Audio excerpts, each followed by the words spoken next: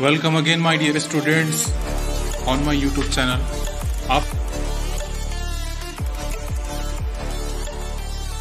मैं मरकाम सर आप सभी का इस यूट्यूब चैनल में स्वागत करता हूं। आज हम पढ़ेंगे पार्ट ऑफ स्पीच का बहुत ही महत्वपूर्ण टॉपिक वर्ब, क्रिया।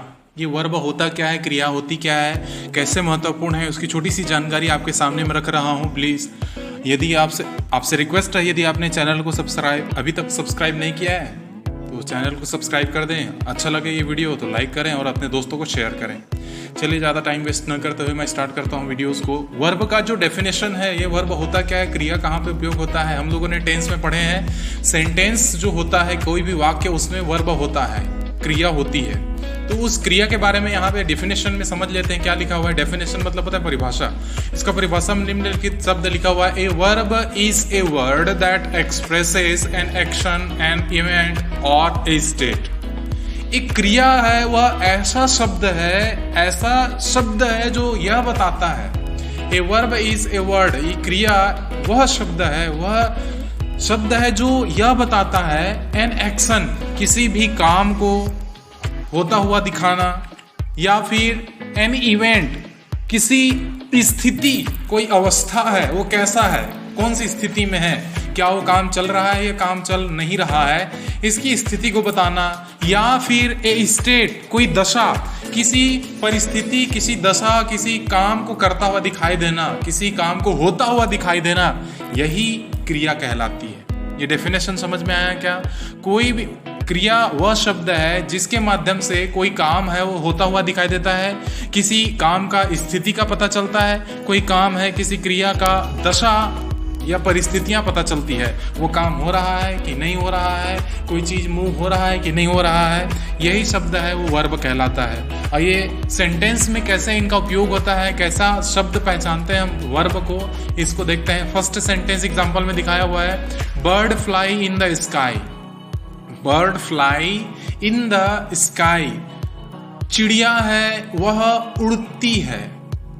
चिड़िया उड़ती है, कहाँ उड़ती है? इन द स्काई, आसमान में चिड़िया उड़ती है। तो चिड़िया, आसमान, ये जो शब्द है वो एक तो कर्ता हो गया। कौन उड़ता है? ये कर्ता हो जाएगा। कहाँ उड़ता है? तो स्थान का नाम हो जाएगा। जो उड़ने की जो क्रिया है, फ्लाई होना, ये जो फ्लाई शब्द है, वर्ड है, यही वर्ड आपका वर्ब कहलाता है। मतलब किसी काम का होता हुआ दिखाई दे रहा। क्या कर रहा है ये चिड़िया? यहाँ पे उड़ रहा है, उड़ता है। तो ये उड़ने की जो क्रिया होती है इसे ही हम वर्ब कहते हैं। ऐसे शब्द वर्ब कहलाते हैं। जैसे कि सेकंड में बोलता हूं मैं, सेकंड सेंटेंस में, the baby broke the doll. The baby broke the doll, बच्चा तोड़ दिया था। किसको? डॉल को, गुड़िया को तोड़ दिया था। तो इसमें जो तोड़ने की जो क्रिया है, कोई भी काम है, क्या किया बच्चा ने? क्या काम किया? तोड़ने का काम किया। तो इस तरह से बच्चा है वो डॉल को, गुड़िया को तोड़ दिया। ये शब्द जो है ब्रोक, ये शब्द ही वर्ब कहलाता है। इसी तरीके से थर्ड एग्जांपल में देखते हैं, he is cutting a tree, वह पेड़ को काट रहा है। He is cutting a tree, वह पेड़ को काट रहा है। काटने की जो क्रिया है, कोई भी काम हो रहा है, क्या काम हो रहा है वहां पे? पेड़ को काटने का काम हो रहा है। ये काटना शब्द है, वही हमारा वर्ब है। ऐसे ही कई सारे हमारे इंग्लिश सेंटेंस में वर्ब यूज होता है, जैसे कि फ्लाई, ब्रो, कटिंग, गो, ईट, रीडिंग, राइटिंग, गोइंग, है ना।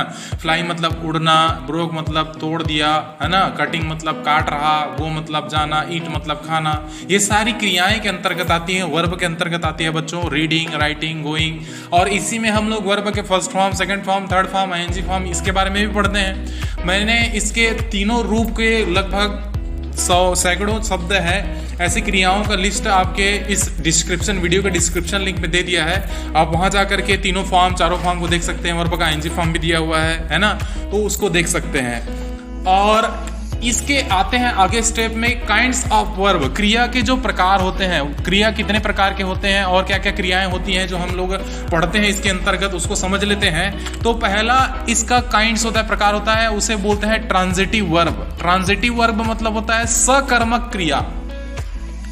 सकर्मक क्रिया मतलब, सकर्मक मतलब जिसमें कर्म हो, ऑब्जेक्ट हो, ऐसे क्रियाएं जिसमें ऑब्जेक्ट साथ में हो वो ट्रांजिटिव। इसका अलग से मैंने वीडियो बनाया है जो लिंक में बाद में मिल जाएगा आपको। फिलहाल आप इसके काइंड से समझ लेते हैं। ट्रांजिटिव वर्ब और दूसरा होता है इनट्रांजिटिव वर्ब, इसी का अपोजिट। जिसमें कर्म बताया गया था, इसमें अकर्मक। वो सकर्मक जिसमें कर्म होता है, अकर्मक जिसमें कर्म नहीं होता है, ये इनट्रांजिटिव हो गया। और थर्ड है हमारा इनकम्प्लीट वर्ब, जो पूर्ण नहीं होता, अपूर्ण क्रियाएं होती है। और इसी तरीके से fourth and last one is that auxiliary verb, सहायक क्रिया, जो हमारे टेंस में सबसे महत्वपूर्ण विषय है, सबसे महत्वपूर्ण टॉपिक है। इसका सहायक क्रिया का सबसे ज्यादा उपयोग हम लोग टेंस में करते हैं। हमें इन सब चीजों की जानकारी होनी चाहिए। तो आपका इन सब जो तीनों पार्ट है, चारों जो transitive verb, intransitive verb, incomplete verb और ऑक्सिलरी वर्ब का जो स्पेशली सेपरेट वीडियोस आपको लिंक पे मिल जाएगा।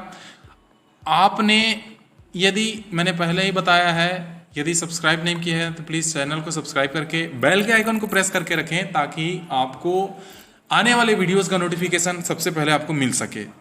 आज की वीडियो में इतना ही। आगे ट्रांजिटिव इनट्रांजिटिव वर्ब का वीडियो आने वाला है, इसलिए ध्यान रखेंगे। Thank you very much. हमारे चैनल को सब्सक्राइब अभी कर दीजिए।